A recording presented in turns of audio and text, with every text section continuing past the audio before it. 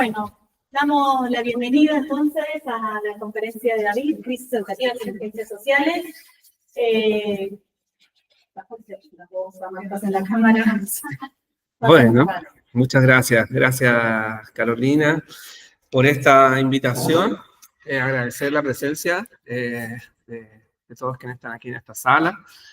Bueno, me presento. Mi nombre es David Miranda, soy académico de la Universidad de Playa Ancha en Chile, en Valparaíso, y venimos trabajando hace ya unos cuantos meses ya, yo diría todo este año, junto a Ana Carolina Hecht, a Mariana García Palacios y todo el grupo, digamos, Noelia Enrich también de aquí, y todo el grupo de trabajo de educación e interculturalidad de Claxo, porque hemos tejido una red muy interesante, que es la que ustedes pueden ver registrada en ese documento, que es la Red de Educación, Política e Interculturalidad. Es una red, digamos, que permite articular 3 grupos de trabajo de Claxo con el programa de doctorado en educación consorciado en Chile de la Universidad de Playa Ancha, la Universidad de Antofagasta y la Universidad de Los Lagos. Ese es el encuadre un poco donde se enmarca esta actividad, que en el fondo nos invita a reflexionar sobre las interacciones entre los distintos ejes de trabajo de estos grupos de Claxo, junto con nuestras líneas de investigación que tienen que ver también con política educativa, con educación, territorio, interculturalidad fundamentalmente, además de enseñanza-aprendizaje, como es lógico para un doctorado en educación. Entonces, esta conferencia, en el fondo, lo que hace es poner en tensión las crisis sociales con las crisis educativas. Yo vengo, digamos, desarrollando esta reflexión desde hace más de un año, donde me hicieron un encargo desde la Universidad de Antofagasta, particularmente, para poder problematizar estos asuntos. Y lo que voy a mostrar hoy, digamos, es una actualización, pensando también en la realidad argentina, viendo algunos datos de Argentina y algunos datos de Chile respecto de estas crisis que están desplegadas en diversos territorios y con niveles bastante dramáticos en algunos casos. Así que esa es como la introducción para que tengamos ese encuadre. Bueno, en primer lugar, me gustaría decir que entre las preocupaciones más constantes que he tenido a lo largo de mi vida estudiantil o académica, me he dado cuenta que esta me ha mantenido alerta es la vinculación esencial entre el campo educativo y el campo social. Por eso la crisis, digamos, que estoy presentando, las crisis, más aún en un país como Chile, donde nos hemos tomado, entre comillas, la libertad, y que bueno, lo voy a realzar mucho más aquí, que está tan de moda la palabra, de experimentar con este elemento sustancial de la vida en común, que es la educación, estructurando su sistema sobre la base de las reglas del mercado, con dramáticas consecuencias que esa decisión implica, ¿sí? Desigualdad extrema, fragmentación y una serie de mercantilización, etc. Me gustaría partir esta conferencia citando un texto de Michael Apple. Michael Apple escribió un libro que se llama ¿Puede la educación cambiar la sociedad? Así se llama. Es una pregunta provocadora para ver si realmente, como tenemos en América Latina, como la creencia de hace muchas décadas de que la educación es el principal motor de movilidad social, Michael Apple en el fondo articula en esa misma línea esa reflexión en ese texto. Y él dice, tal como vemos aquí en esta cita, una cita textual del libro, dice: sería muy erróneo considerar a las escuelas como distintas de la sociedad. Es como el punto de partida de la reflexión, la primera premisa. ¿Es algo distinto de la sociedad una escuela realmente? Michael Apple sostiene que no. Y yo también suscribo esa tesis en el fondo de que no son espacios separados, son espacios porosos que se tocan, donde las crisis que están desplegadas en la sociedad, en términos de violencia, en términos de desigualdad, etcétera, reflejan en la escuela, se reflejan en los centros educativos en general, no solo en las escuelas. Y de ahí nosotros vemos el crecimiento de la violencia, por ejemplo, dentro de las escuelas, el crecimiento de diversas conductas discriminatorias, etcétera. Por tanto, Apple en ese sentido dice además que es bueno considerar que las escuelas hay que comprenderlas también no solamente como espacios educativos, puramente educativos, sino también como lugares de trabajo remunerado, que por lo tanto son parte de la economía, como lugares de trabajo además diferenciados y que reconstituyen y a veces desafían las jerarquías de clase, género, raza y capacidad. Esa es la noción de Apple que nos invita a reflexionar en ese texto sobre si puede o no la educación cambiar la sociedad. Bajo esa lúcida mirada, no existe una barrera clara entre educación y sociedad, sino que se trata de un sistema vital que le da soporte a la vida social. A partir de ello, para abordar los problemas educativos, no podemos hacer otra cosa que intentar comprender los problemas sociales y abordarlos de forma conjunta, ¿no? Entonces, el hilo de reflexión va dentro de lo que significa el campo educativo, a mirar los problemas sociales para hacernos cargo de cómo ese espacio, ese entorno social puede afectar el desarrollo educativo de cualquier sociedad o comunidad. Más aún, Apple señala, por ejemplo, da como unos ejemplos sobre cómo es tan importante el aspecto educativo para una comunidad cuando reflexionamos sobre zonas de guerra. En este caso, él señala el caso de Sarajevo, donde pese a que había una barbarie total o desatada, como sucede hoy día en Gaza, o como puede suceder en el Líbano, o como puede suceder en distintos lugares donde está desatada la guerra, donde las personas siguen levantando escuelas para sus hijos a fin de mantener un pasado vivo y traspasar su cultura, traspasar un legado. Cuando tienen ese arraigo, pese a que el lugar está devastado, levantan una escuela. Obstinadamente levantan una escuela para que los niños aprendan, digamos, sobre su cultura, aprendan cosas que se consideran fundamentales.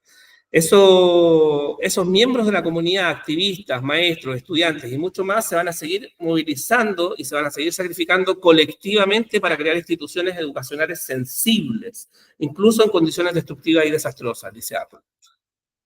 Entonces, aquí hay una palabra que es muy importante, que es el hecho de que la escuela, la educación en general, como fenómeno que es poroso y está vinculado con la sociedad, se entiende desde la mirada de Apple como un proyecto colectivo.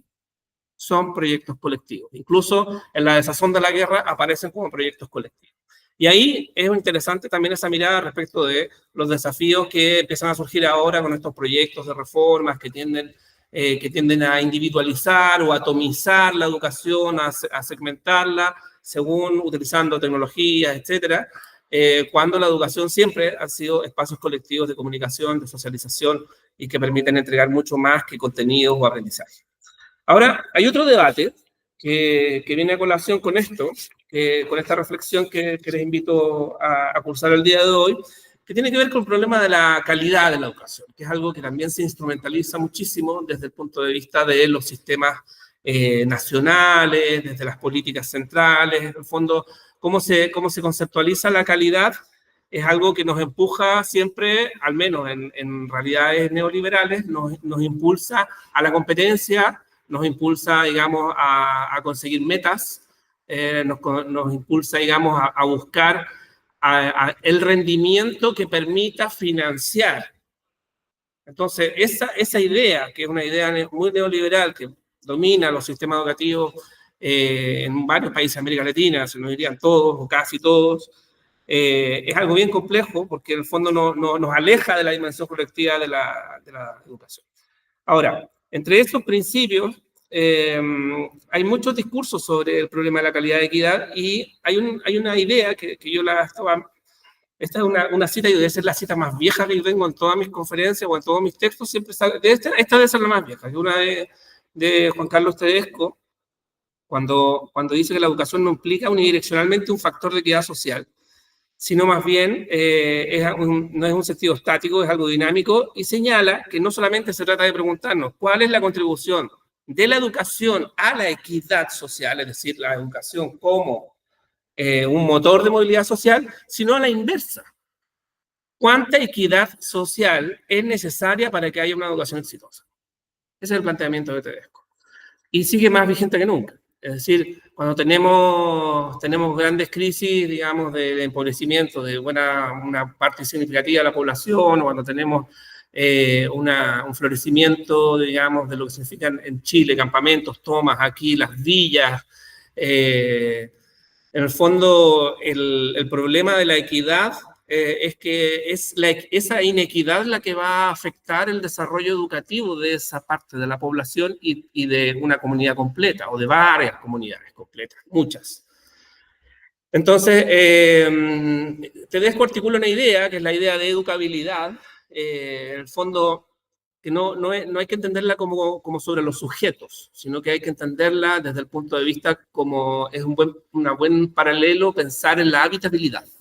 Es decir, si una persona tiene un espacio digno donde vivir, un espacio, digamos, que cumple con ciertos mínimos, ese espacio es habitable y esa persona también está en una condición de educabilidad mejor que alguien que no tiene todas esas necesidades cubiertas en términos de necesidades básicas, conectividad, calidad de vida en general. Entonces, el grado de condiciones de vida de un individuo que permiten llevar a cabo un proceso de educación formal con un mínimo grado de logro. Eso es lo que dice Tedesco.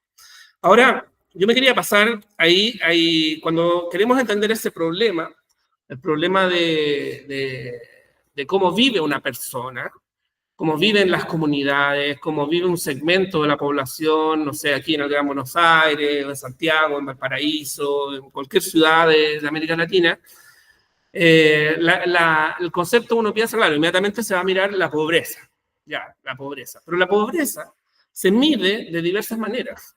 Se mide desde el mundo de la sociología, desde el mundo de las instituciones, se mide o por ingresos, que es la mirada más clásica y más rupestre, o también se mide de manera multifactorial, multidimensional, no solamente por ingresos.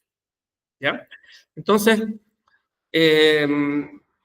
claro, yo para entrar en eso, me metí a mirar un constructo que en Chile existe hace ya, no sé, más de una década, yo creo, que es el concepto de pobreza multidimensional, y lo que se hace es medir diversas dimensiones de cómo vive una muy buena parte de la población, para configurar, en el fondo, si esas personas están en una calidad de pobreza o expuestas a pobreza multidimensional o no. Y se señala que estas dimensiones, aquí en el caso chileno, son educación, salud, trabajo y seguridad social, vivienda y entorno, redes y cohesión social. Esa última es nueva, porque ese constructo ha ido cambiando, se ha ido complejizando a lo largo del tiempo. Entonces, aquí yo quiero... Este gráfico yo lo puse aquí de forma tramposa porque me pareció que el enunciado es un enunciado que puede inducir a error. En el fondo, el enunciado, que esto es de la encuesta CACEN de Chile, la caracterización socioeconómica de hogares, que la contribución, dice, contribución relativa de las dimensiones que mide esta encuesta a la pobreza multidimensional. Y dice, particularmente cuando nos enfocamos en educación, que la educación tiene un nivel de un 21,7%. ¿Qué significa eso? Yo les pregunto. ¿Qué significa?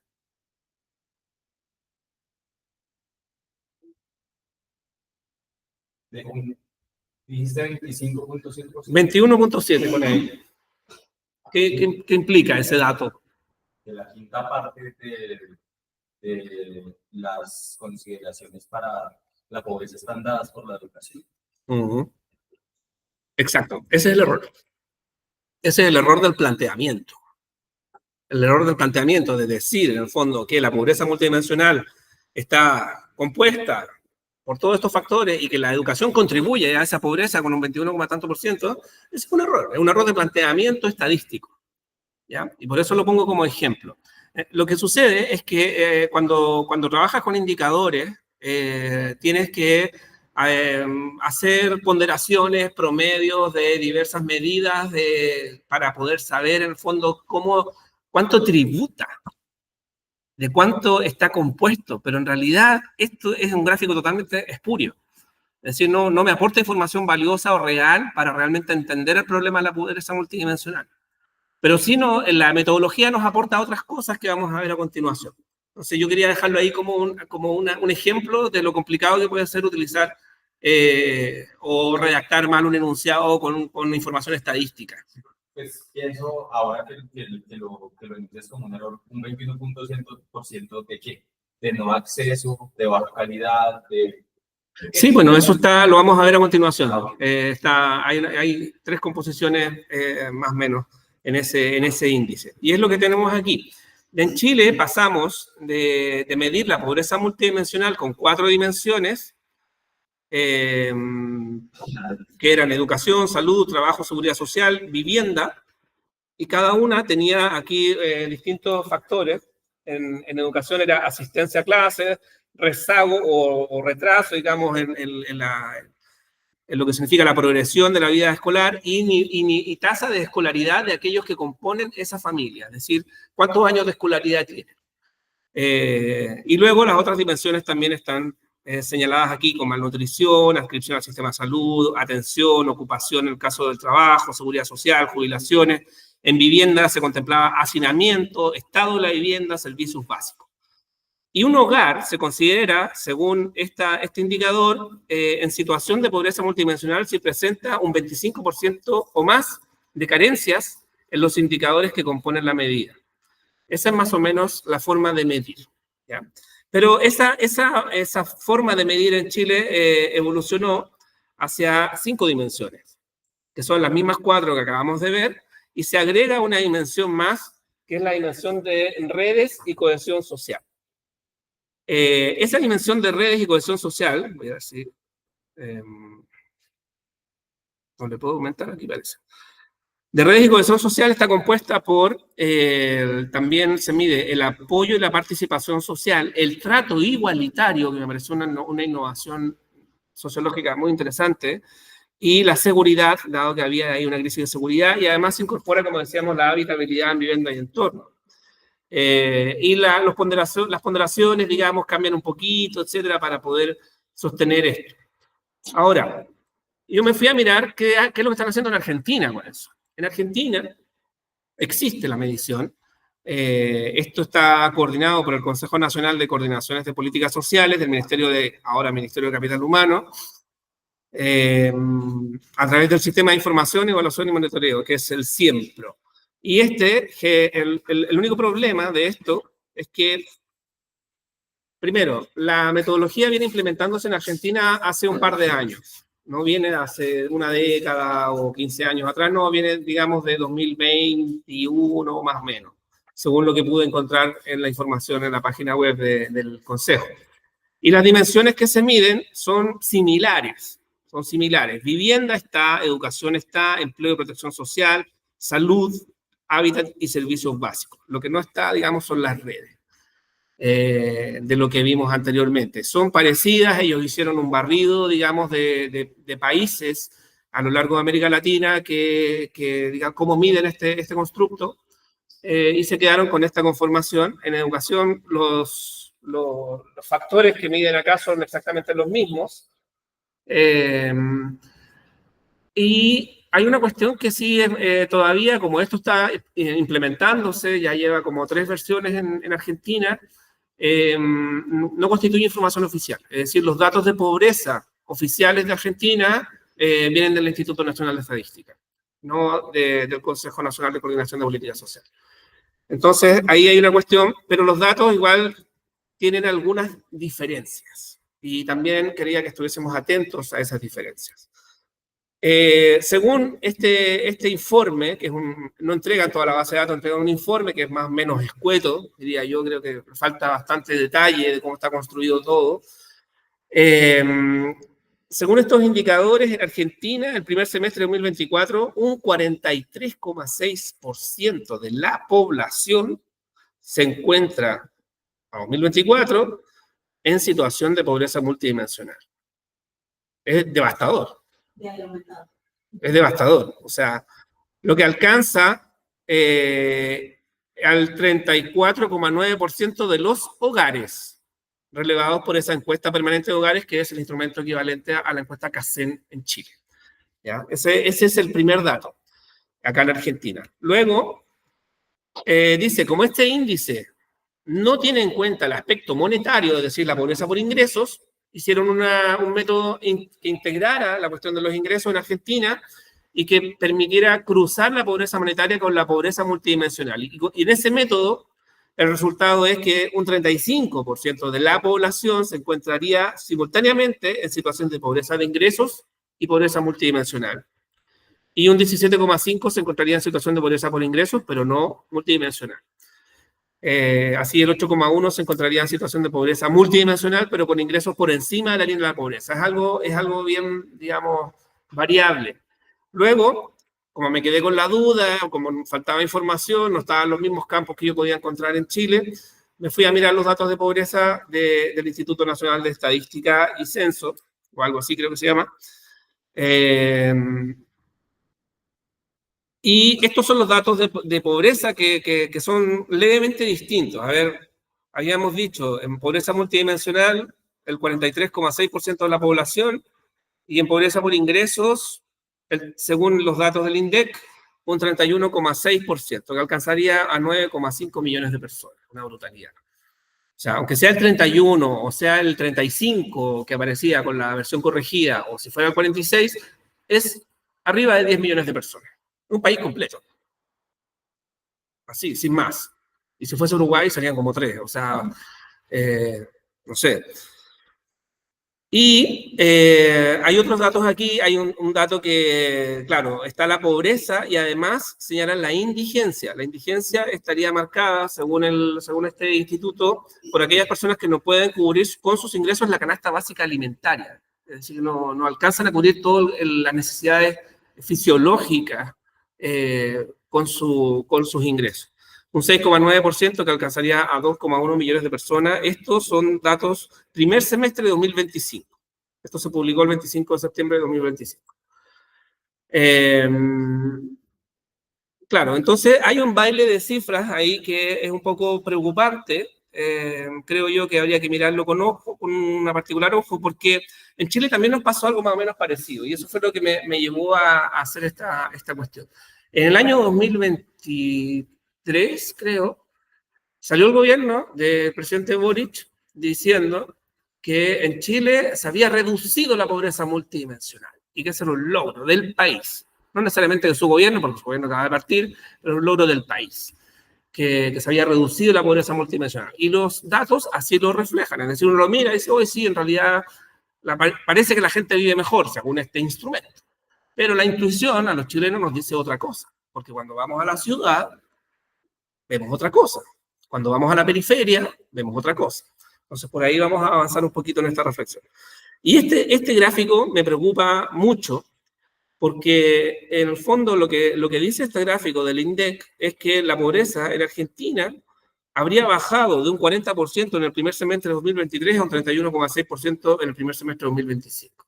Y que habría pasado por un pico en el primer semestre de 2024. Eso no necesariamente se condice con los datos de pobreza multidimensional. O sea, hay que señalarlo. Ahí hay una suerte de inconsistencia, por lo menos estadística, que habría que revisar.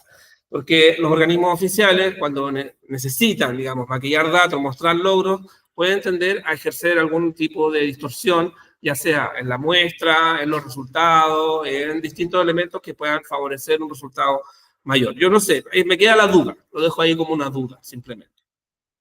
Ahora, volviendo a los resultados en Argentina de la pobreza multidimensional, que son los resultados no oficiales, aquí tenemos algunas cositas que son interesantes. Es decir, el gráfico 2, población y hogares con carencias en la dimensión vivienda, según indicador. El total de la dimensión dice, hogares es la barra azul oscura y personas es la barra más celeste, que un 16,6% de las personas estarían con carencias en la dimensión vivienda y que eso fundamentalmente obedece a cuestiones relacionadas con la precariedad de los materiales o con la tenencia insegura. Se habla de tenencia insegura acá en Argentina como el hecho de tomarse una propiedad que es ajena, en el fondo vivir en un lugar que no es propio y de forma irregular, más o menos. Población y hogares con carencias en la dimensión educación, yo no estoy tomando todos los resultados, solo los que atañen al tema de esta conferencia. Según el indicador de educación, se dice que un 29,3% de la población o de las personas están en carencia, digamos, en situación de pobreza multidimensional, y que eso marcadamente, muy marcadamente, está impulsado por el logro educativo insuficiente, es decir, que no hay una tasa de escolaridad por debajo de lo deseado en la población, en los hogares, cada persona. En el fondo, como que hay muchas personas que no han conseguido la escolaridad obligatoria, por ejemplo. Esa es una de las cosas que está marcadamente en esta información.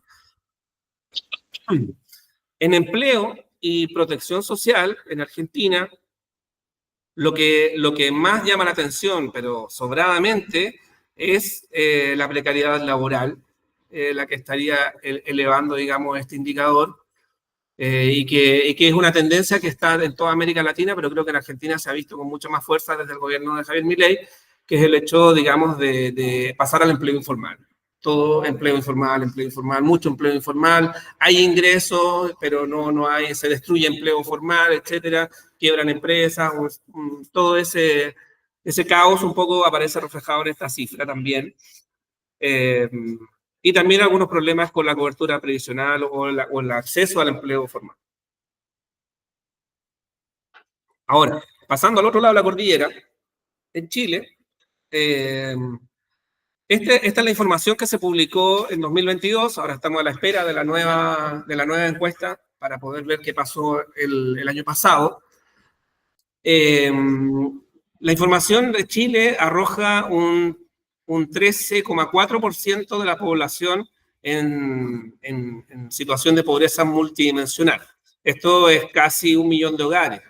Igual hay que entender que en Chile la población no es ni la mitad de lo que tienen acá en Argentina. En Chile la población no llega a los 20 millones de personas. En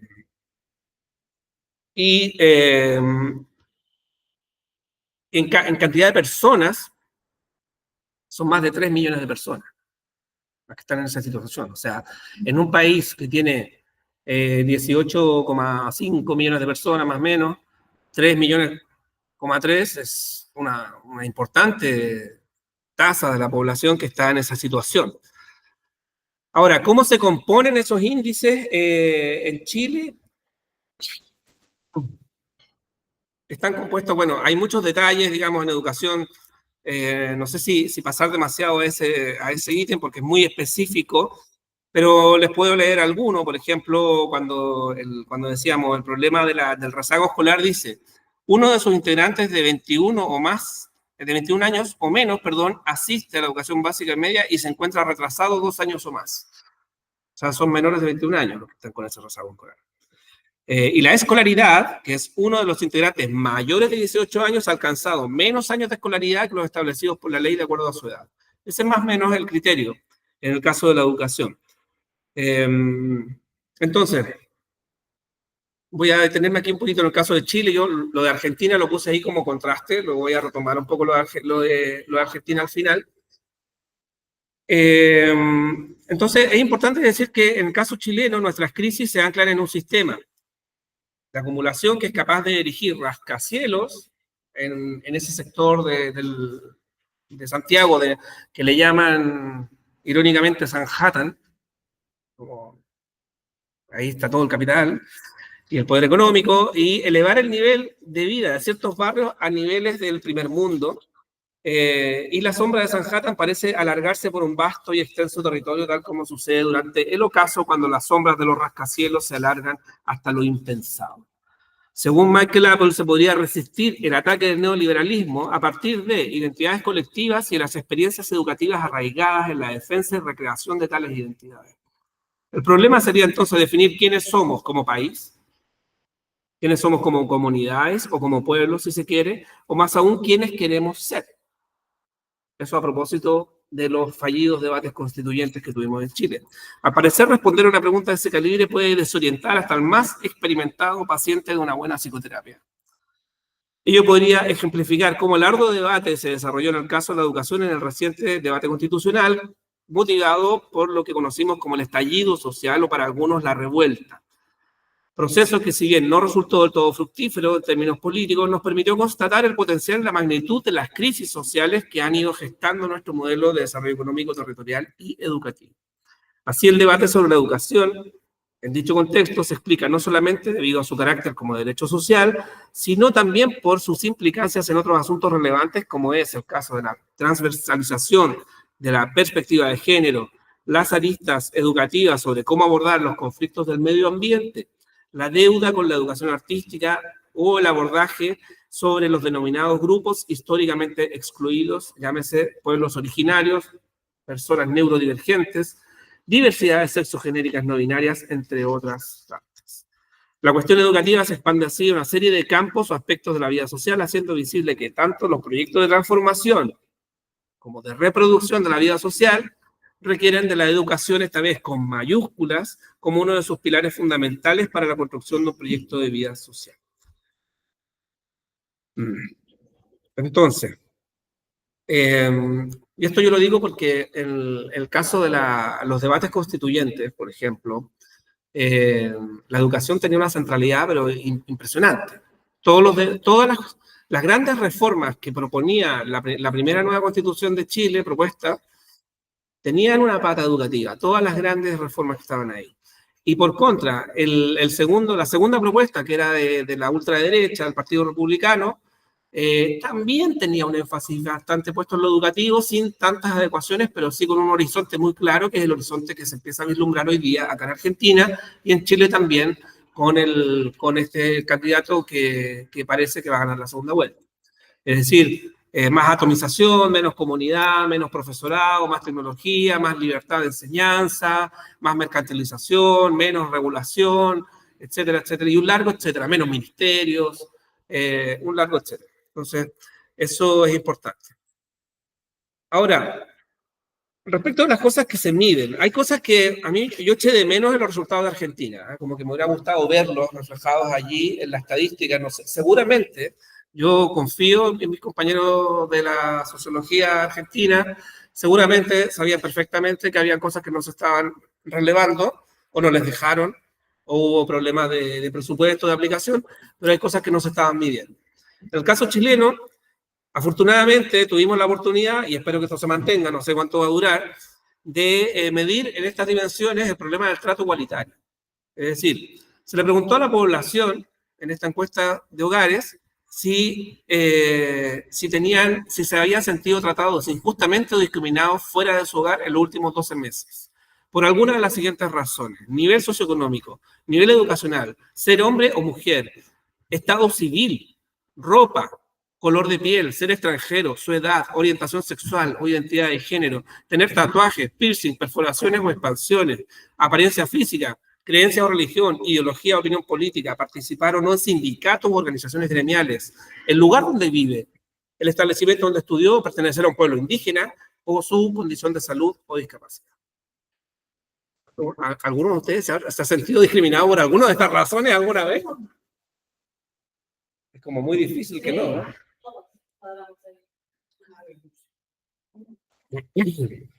Claro, entonces a mí solo el hecho de medirlo me parece un logro.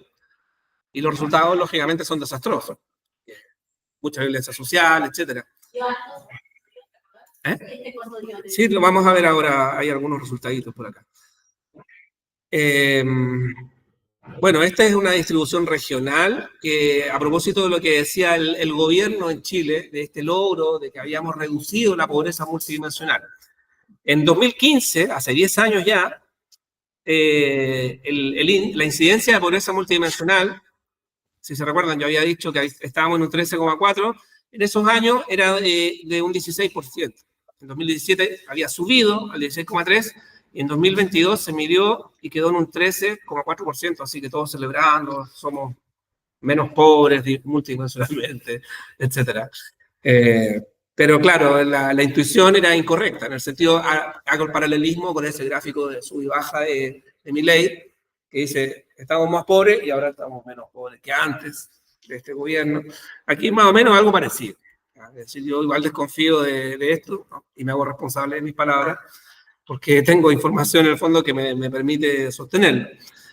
El trato igualitario, preguntaba Caro, el trato igualitario, según la encuesta 2022, un 17,6% de la población se sintió, digamos, o quedó caracterizada como en ese indicador, digamos, de pobreza multidimensional, por todas esas situaciones, ¿ya? Hay cosas que llaman la atención. Igual, aunque haya números, entre comillas, positivos, hay números muy elevados. Por ejemplo, en escolaridad, un 23,9%, en seguridad social un 28,5%, son números muy altos. O el trato igualitario también es bastante alto. Aquí lo vemos desarrollado como por área, según urbano o rural. Es decir, ese desglose también es interesante, también es importante saber cómo vive la gente en las zonas rurales o cómo siente, digamos, o cómo están caracterizadas según este indicador. Vemos que la escolaridad en las zonas rurales es un grave problema. Un 46,4% de la población está caracterizada con ese rezago escolar, o no con rezago, perdón, con problemas de escolaridad. Es decir, que no tienen la escolaridad mínima las personas mayores de edad. Lo mismo con seguridad social, que es bastante problemático tanto en las zonas urbanas y rurales, y vemos otros puntos elevados de servicios básicos en zonas rurales, en el entorno también. O sea, si una persona se tarda más de 1 hora o más de 2 horas en llegar a su lugar de trabajo o a su centro educativo, se considera que es pobre multidimensional en esa dimensión. Porque la experiencia, finalmente, de vida se empobrece. Si no tiene buena cobertura de servicios, si no tiene un buen sistema de transporte, en fin, ¿cuál es la experiencia de esa persona? Como para poder obtener un logro educativo que le permita ascender en la escala social, que es la promesa incumplida, además, de los sistemas educativos en un país como Chile. Incumplida ya con muchos datos. De hecho, hay un libro de uno de los investigadores más citados en Chile, que es Cristian Beley, que se llama Educación, la promesa incumplida.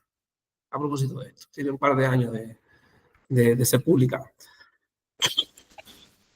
Ahora, volviendo a los otros indicadores. Claro, en ese indicador de redes y cohesión social, la seguridad era un 10%, digamos que había personas que se reportaban con dificultades de seguridad. Y la seguridad social, claro, la seguridad social entendida como esta cuestión de el acceso a un sistema de seguridad social y previsión. La jubilación también es un problema. Pero hay más información, porque en el fondo lo importante de esto no es solamente decir cuánta población está en esta condición, cuántos pobres existen, tanto monetariamente como multidimensionalmente. Eso no es relevante. Lo relevante es saber de todas esas personas cómo está compuesta esa población para poder hacer algo. Porque cuando yo miro los indicadores aquí, quizás me falta bucear más, pero al menos en estos indicadores no están construidos con todo ese nivel de detalle para poder saber si tengo que ir a hablar con las mujeres en las zonas rurales, con los hombres en las zonas urbanas, con los pueblos indígenas, con los migrantes, ¿en dónde? ¿Quiénes son? Bueno, aquí más o menos hay bastante información, me gustaría que hubiese más, pero hay bastante información, está desglosada por edades. Por ejemplo, ¿qué les dice este dato? Este dato, ¿quiénes son las personas, dónde se concentra la pobreza multidimensional según tramos etarios? ¿Cuáles son los más altos? De 60 años en adelante. Uh-huh. Efectivamente. También. Es decir, los que son menos pobres multidimensionalmente son justo los que están en su etapa más productiva. Personas que están entre los 30 y los 59 años. A lo largo, digamos, de la última década. Entonces, tenemos un problema de seguridad social. Tenemos un problema, en el fondo, con eso. Ha sido una demanda en Chile de muchas décadas y todavía no se consigue resolver. La candidata que hoy día le está haciendo oposición al candidato republicano Entre sus logros de gestión como ministra del Trabajo en el actual gobierno, lo que exhibe, en el fondo eso es lo que la impulsa a estar donde está, es un pequeño logro, modesto, pero logro, en ese ítem. Es decir, en conseguir que las personas mejoren su jubilación. Y eso implica negociar con todos los sectores, estar, qué sé yo, un desgaste impresionante, una campaña del terror, etcétera. Pero bueno, porque el diagnóstico estaba muy claro. Ahora, aquí tenemos otro dato que es súper interesante y que nos atañe, digamos, directamente a los temas que compartimos, que es según la pertenencia a pueblos indígenas. La pobreza multidimensional según la pertenencia a pueblos indígenas. Claro, se nota mucho que hay una diferencia entre aquellos que declaran pertenecer a pueblos indígenas, porque en Chile eso es en función del autorreconocimiento, versus aquellos que no pertenecen a pueblos indígenas. En 2022 era un 22% versus un 16,4%, son casi 6 puntos de diferencia. Y la buena noticia, entre comillas, es que pese a todo, ese indicador se ha ido reduciendo. Entonces, yo no sé si eso se ha ido reduciendo porque hay mayor asimilación, porque hay menor autorreconocimiento, eso lo descartaría. Porque en Chile el autorreconocimiento, dentro de lo que significa en los pueblos indígenas, en todos los censos que han habido, ha ido en aumento. Eso no... Entonces, obedece a otros factores que habría que revisar. Según lugar de nacimiento, aquí, claro, vemos según pueblos indígenas, vimos por edad, y ahora vemos según el lugar de nacimiento. Si nació en Chile o no nació en Chile. Solo eso. También es muy fuerte este dato. O sea, la tasa de pobreza multidimensional no solamente va en aumento si han nacido fuera de Chile, sino que duplica a aquellos que nacieron en Chile, dentro de nuestro país. Entonces, ¿hay una discriminación? Por supuesto. Se ve. O sea, opera de muchas maneras, no sé, hay muchas formas, digamos, de cómo se puede manifestar ese fenómeno a lo largo y ancho del territorio, pero el dato está y habla por sí solo. Aquí estamos viendo una línea temporal de hogares carentes en el nivel de, digamos, la dimensión de escolaridad. Claramente, la escolaridad es el factor más importante. Por ejemplo, si bien en el 2009 había un 32% de población en situación de pobreza multidimensional por escolaridad, esto es, que no había alcanzado el logro requerido después de la mayoría de edad, eso se ha reducido bastante. Un 23,9 todavía es una cifra muy alta, pero sí, al menos se ve que en el fondo hay un progreso en eso, seguramente con planes de educación de adultos. No sé si la educación popular ahí ha conseguido el sitial que se merece, pero sí hay un indicador por lo menos de que eso ha ido mejorando. Sí, bueno, este ya me lo estoy repitiendo, así que lo voy a saltar. Ahora, claro, después de todo este relato de que en el fondo Chile tiene esta composición de pobreza multidimensional y que además hay una reducción de esa pobreza multidimensional, yo pasé a cotejarlo a otro, el problema de la intuición sociológica. A uno le dice que esta cosa ya está bonita, pero la ciudad me dice otra cosa, la piel me dice otra cosa. ¿Por qué? Porque yo voy al centro de la ciudad y me encuentro con mucha más gente que antes, que hace 10 años atrás, que vive en muy malas condiciones y que se está buscando la vida de alguna manera. Seguramente ustedes lo vivirán acá. Se vive también en Antofagasta, que es la ciudad donde yo fui a dar por primera vez esta conferencia. Entonces, me metí un poco a mirar el tema de los campamentos. Y me encontré con una sorpresa, porque cuando miro los indicadores de CACEN, por ejemplo, estos indicadores de hogares carentes, cuando ellos dicen vivienda y entorno, habitabilidad, servicios básicos, entorno, ya, perfecto. Dicen, según ellos, hay un 15% de personas que viven en pobreza multidimensional por vivienda y entorno, por habitabilidad. Pero resulta que si uno entra en el manual de la encuesta, dicen, ¿ustedes fueron a los campamentos? No, no fuimos a los campamentos. Ah, o sea, ellos dicen, puede que dentro de nuestro universo o nuestra muestra hayan habido personas que efectivamente viviesen en campamentos, pero nosotros no visitamos campamentos. O sea, ahí hay un sesgo muy claro y muy marcado, ¿ya? A propósito de lo que significa esa posible manipulación o falta de rigor, si se quiere. Entonces, para poder entender la cifra de los campamentos, uno tiene que ir a otro ministerio, no al Ministerio de Planificación, sino que tiene que ir al Ministerio de Vivienda y ver un catastro que se hace bianualmente, un catastro de los campamentos. En Chile se entiende por campamento, según la definición oficial, asentamientos de 8 o más hogares que habitan en posesión irregular un terreno con carencia de al menos uno de los 3 servicios básicos, electricidad, agua, alcantarillado, cuyas viviendas son precarias y se encuentran agrupadas y contiguas. Esa es la definición del manual del Ministerio de Vivienda de Chile. Y, bueno, hasta allá no se ve tan bien, pero eso es por culpa de Google, ¿eh?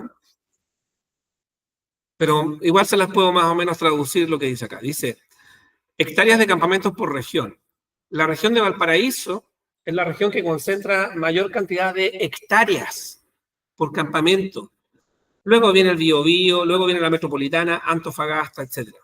Pero la de Valparaíso es la que concentra más terreno en campamentos. Más de 2.000 hectáreas están siendo ocupadas por campamentos y ha ido en aumento.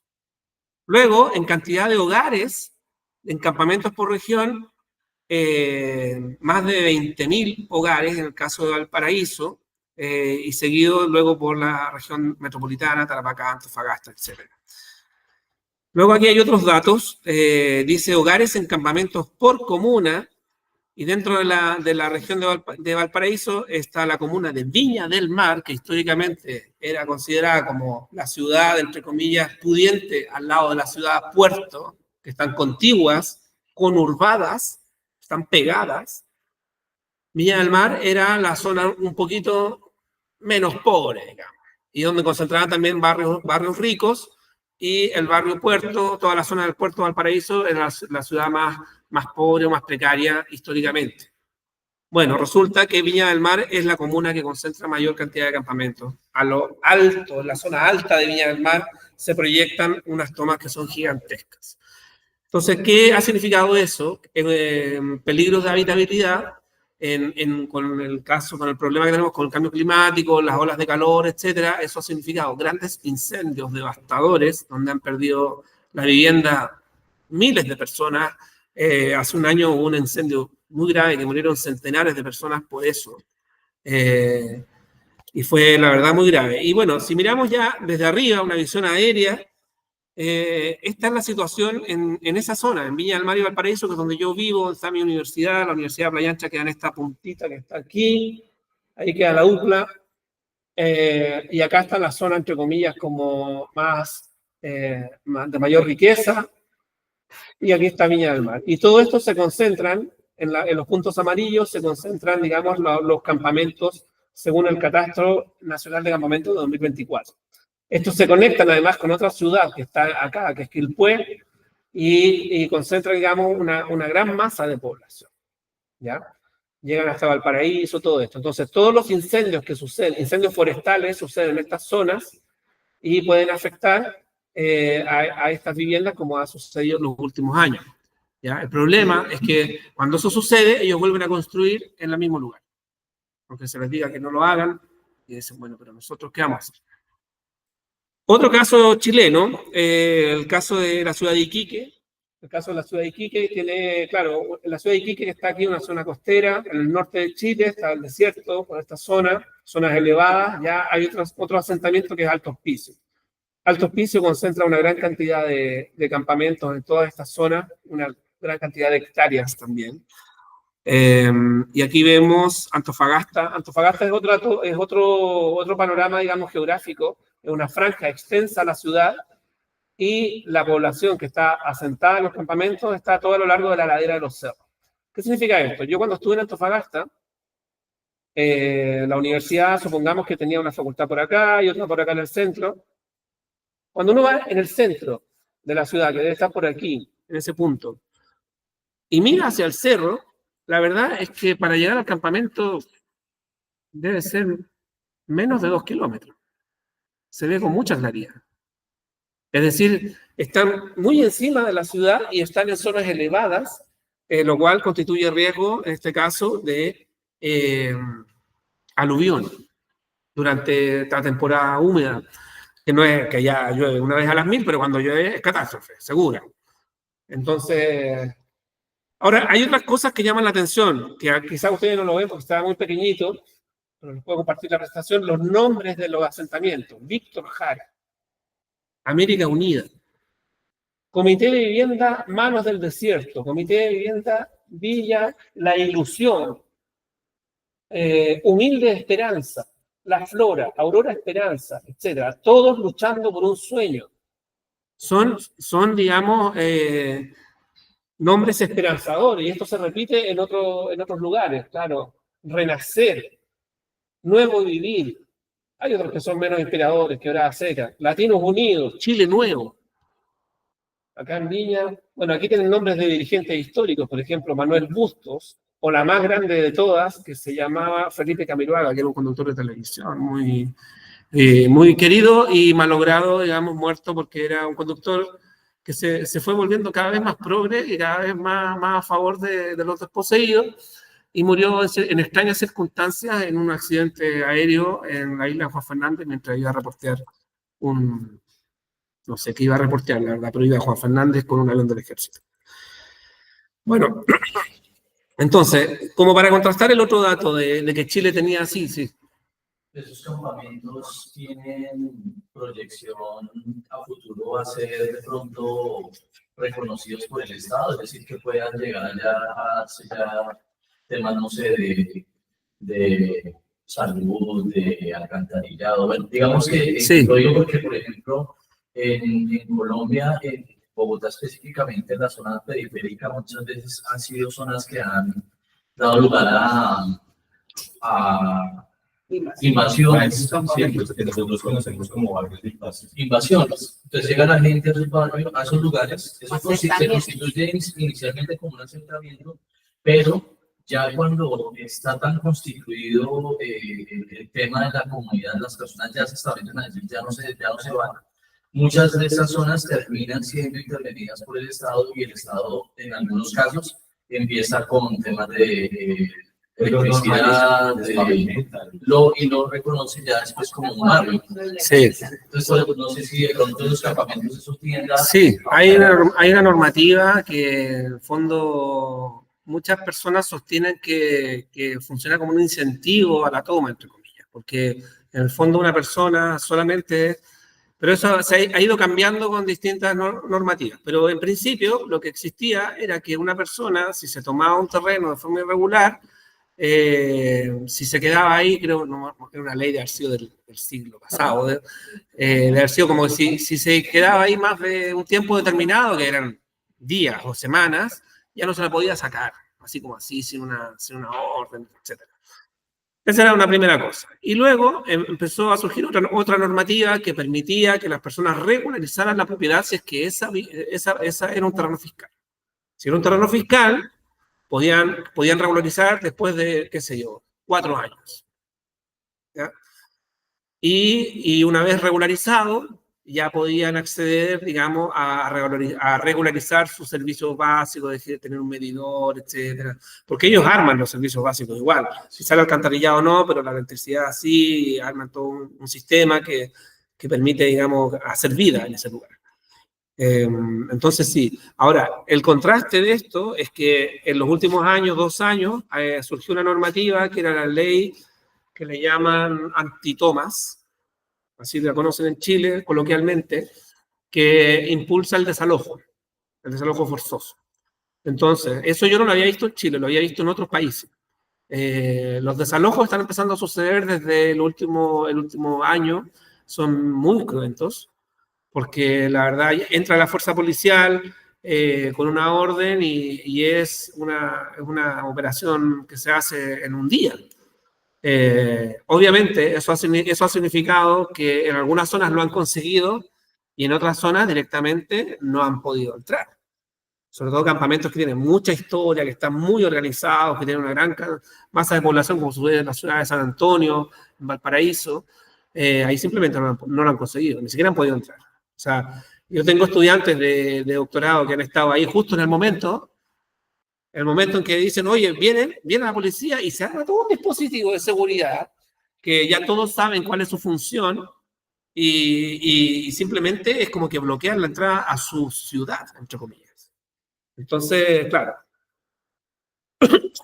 Ahora, quería también presentar este dato, que es un dato que es en el fondo el que redondea el análisis, el dato de expansión de los campamentos. Desde los últimos 2 años de medición, que era del 22 al 24, se dice primero que hay nuevos campamentos que no se han validado, luego hay otros que han sido validados, más de 9.000 campamentos que han sido validados, y luego que hay en el Catastro Nacional desde el 2022 hay una extensión de límites de 36.332 campamentos. O sea, 36.000 campamentos han aumentado su extensión. Y me están diciendo que en Chile ha reducido la pobreza multidimensional, cuando ni siquiera han ido a los campamentos. Las personas que realizan la encuesta social de hogares, que es la más importante para hacer política social en el país. Entonces, eso es algo que nos revela una inconsistencia que es muy simple. Todos estos datos son públicos. Yo esto lo tengo así, lo entrego sin mayores pretensiones académicas. O sea, lo tengo publicado así como en un repositorio abierto. Pues todos estos datos son públicos. Sí. Aquí en Colombia se llama la encuesta multipropósito, que la Ajá. dan y digamos que pues es donde podemos consultar pues todos estos censos. ¿Cada cuándo hacen esa encuesta? La encuesta que hacen es cada 2 años. ¿Cada 2 años? Igual lo que tú dices, muy fácil que falseen los datos y que a una persona que llega a vivir a un campamento, entonces ya la cuentan con casa y salió de la pobreza multidimensional. O sea, claro, puede suceder, pero en el fondo, a mí lo que me dicen es que están midiendo solamente el Chile que ellos quieren ver en esos datos, que es el Chile que no está en los campamentos. Y si por alguna razón algún trabajador resultó encuestado y vive en un campamento, pues mal. O sea, si son 36.000 campamentos, eran 3 millones de personas, nosotros son 18 millones de personas. Yo sacaba la cuenta, así como un dato aritmético fácil, y yo digo, en una sala de una universidad, de una escuela que tiene 30 personas, es muy improbable que no tengas a alguien que no viva en un campamento. O sea, no pueden no considerarlo. No pueden considerar que hay un estudiante o más de un estudiante en cada sala que no tiene servicios mínimos, que no tiene buen transporte, que no cuenta con seguridad, que no tiene una forma de vida que le permita, digamos, avanzar o no está en igualdad de condiciones. En el fondo, no podemos no mirarlo. Esa es la cuestión. Ahora, respecto de la cuestión de los asentamientos, me costó más encontrar esta info en Argentina, pero hay algo. Encontré, bueno, acá hay un artículo que era del año 2006, que mostraba las villas y asentamientos acá en la zona de Buenos Aires, digamos que estaban reflejados en los puntos amarillos y verdes. Los verdes son asentamientos y los amarillos son las villas, y hay algunos puntos negros que no estaban sin identificar. Eso es lo que se estableció en esta encuesta o en este estudio. Y luego, en el dato más actualizado, este es el contraste. Es decir, mapa de barrios populares en Argentina. Así le llamaron en la fuente, digamos, oficial. Este ya no es un artículo, sino que es la fuente oficial, que hoy día tiene el dato actualizado a 2024, si mal no recuerdo. Que está ahí. Y ese es el nivel de crecimiento. O sea, en el fondo vemos que hay más cantidad, hay más extensión, y además que hay una progresión que va hacia la periferia. Por lo menos podemos decir eso, así a vuelo de pájaro, ¿no? Y que seguramente también hay algunas zonas que no tenían nada y que ahora tienen muchos barrios populares, como le llaman en este carácter. Y hay otra zona que yo quise poner acá, como para ir cerrando, que es la zona de la ciudad de Santa Fe. Porque mientras hice una búsqueda simple en Google, o sea, lo más estudiante de pregrado, y puse algo así como crisis educativa y emergencia social. Así como el mismo título de la conferencia. Y me apareció la conferencia, me apareció, no sé, me apareció algún artículo, y me apareció una ley, que es una ley de emergencias en la crisis social, sanitaria y educativa en la ciudad autónoma de Santa Fe. Que es una ley que es del 2023. Y esa ley, que yo aquí lo he conversado con distintas colegas y la verdad nadie tenía mucha idea de que eso estaba, porque además llama mucho la atención. Y dije, pero esta ley con este gobierno, ¿en serio? Bueno, la historia es que había un panorama tan difícil en términos sanitarios, en términos de abuso de drogas y sustancias, de violencia, inseguridad en la zona. Después de la pandemia se marcó que se sacó esta ley de emergencia. Es una ley de emergencia que permitía movilizar recursos del Estado para poder atacar, digamos, dificultades en estos tres ámbitos específicos de la vida, en la vivienda, o sea, en la salud, en la educación y en términos de asuntos sociales, de política social. Claro, y yo dije, empecé a mirar la historia de la ley, claro, y en el fondo lo que uno empieza a mirar es que esa ley permitió movilizar recursos que tenía una vigencia de 1 año, que partió en 2023, pero que se ha ido prorrogando. Y este año consiguieron de nuevo prorrogarla. Es decir, es una repartición gubernamental que consigue decir, ¿sabe qué? Nuestro estado es un estado de catástrofe, por una parte, y necesitamos movilizar recursos, y para eso vamos a invocar una ley de emergencia, y además la vamos a prorrogar, pero además lo más interesante de ese ejercicio, que además la ley quizás parece un poco aburrida, pero es que conecta legislativamente los tres ámbitos de la vida social. Conecta la vivienda, o sea, conecta la salud con la educación y con los asuntos sociales. Porque entiende desde su concepción que la educación está en una crisis, pero que esa crisis, además, la crisis social solamente puede ser paliada en parte con un buen servicio educacional, porque ese servicio educacional no solamente se presta para mejorar los conocimientos, para crear conocimiento o comunidad, sino que tiene un rol social. Muchas veces vinculado a la alimentación, a la socialización, a la prevención de drogas, etcétera, etcétera, etcétera, etcétera. Entonces, claro, ese es como uno de los ejemplos, y esto complementado con esta buena parte de la población que está en barrios populares en Santa Fe, la verdad es que nos dice bastante.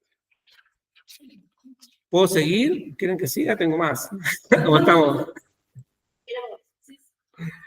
Sí, bueno, como para ir cerrando la conferencia, me gustaría comentarles algunas cosas que estaban, digamos, en la reflexión original, a propósito de esto mismo.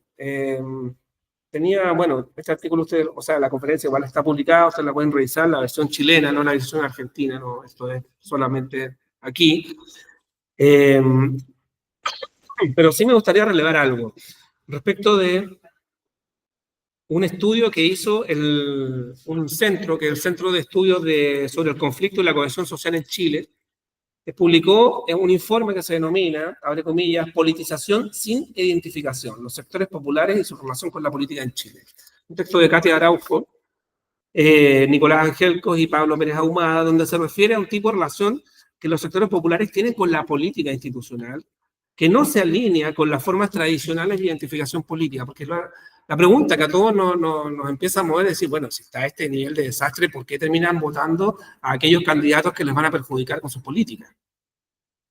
Entonces ya, miramos este estudio y dice, a pesar de que estos sectores pueden mostrar un desinterés electoral y falta de adhesión a las convenciones políticas establecidas, eso no implica, primero, que no reconozcan la importancia de la acción política. Punto 1. Y voy a citar textual ese texto. Dice, la concentración de personas de bajo estatus socioeconómico en la periferia de las principales áreas metropolitanas del país produciría desintegración social. De esta forma, con el uso del concepto de gueto, se constituye una representación homogénea de la periferia urbana que prácticamente no reconoce formas positivas de relacionarse ni formas de resistencia colectivas a la exclusión social y política que la caracteriza. En este sentido, se realiza una identificación entre la marginalización y la despolitización. Cierre de comillas. Entonces, la idea central de esto es que la politización de estos sectores se manifiesta de formas no lineales y no convencionales, es decir, no se ajustan al eje izquierda y derecha, su forma de politización, desafiando las descripciones tradicionales de esta. En lugar de una identificación mínima con el campo político, los sectores populares pueden involucrarse en la política a través de la construcción de sus demandas y la participación en acciones que no necesariamente se enmarcan en los canales políticos convencionales. Este enfoque sugiere que la relación de los sectores populares con la política es más compleja y matizada de lo que se había asumido anteriormente y que es necesario entender esta dinámica para abordar adecuadamente sus necesidades y demandas políticas. La relación entre el desinterés electoral, la politización sin identificación y la educación en el contexto de la democracia es compleja y multifacética.